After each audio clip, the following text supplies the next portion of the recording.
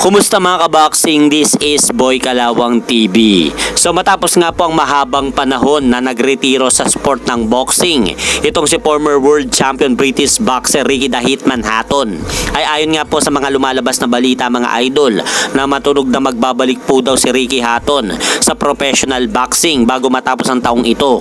Dahil ayon nga po dito sa inilabas na report ng Ring Magazine, target po daw magbalik sa ibabaw ng lona ng British icon sa buwan ng Disyembre 2 upang harapin po nito ang kanyang kapwa veteranong boksingero na si Asa Alda na may kartadang 8 wins, 3 losses with 4 knockout. At ayon pa po sa lumabas na balita na ito, gaganapin ang laban nila Ricky Hatton at Asa Alda sa bansang Dubai, UAE.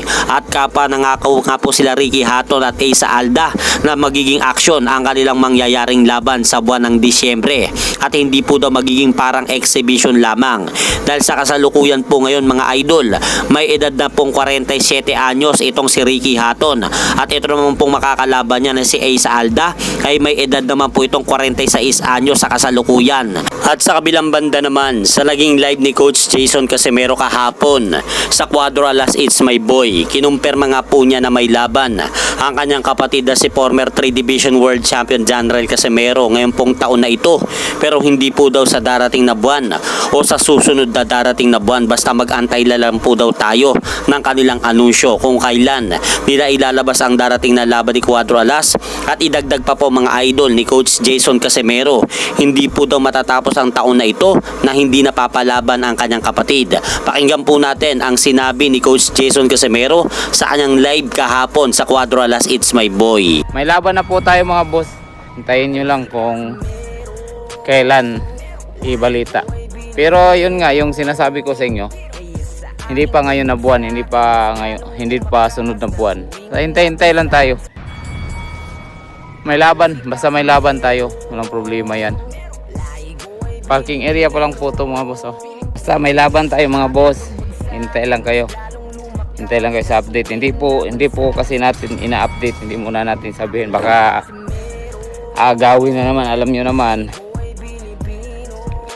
naman na marami talagang kumbaga, pero isang tao lang naman yung ayaw na magkaroon tayo ng laban.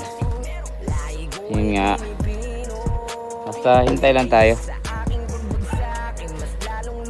hintay lang.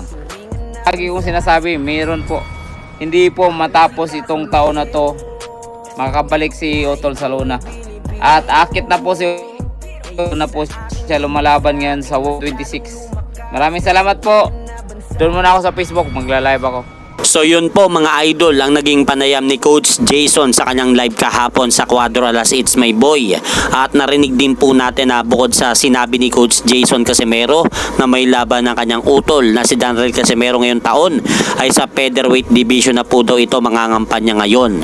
At hanggang dito na lang po muna ang aking update sa mga aganapan sa mundo ng boxing. At syempre mga idol, huwag nyo rin pong kalimutan, pakisuportahan nyo naman po muna ang ating munting channel. Maraming salamat po.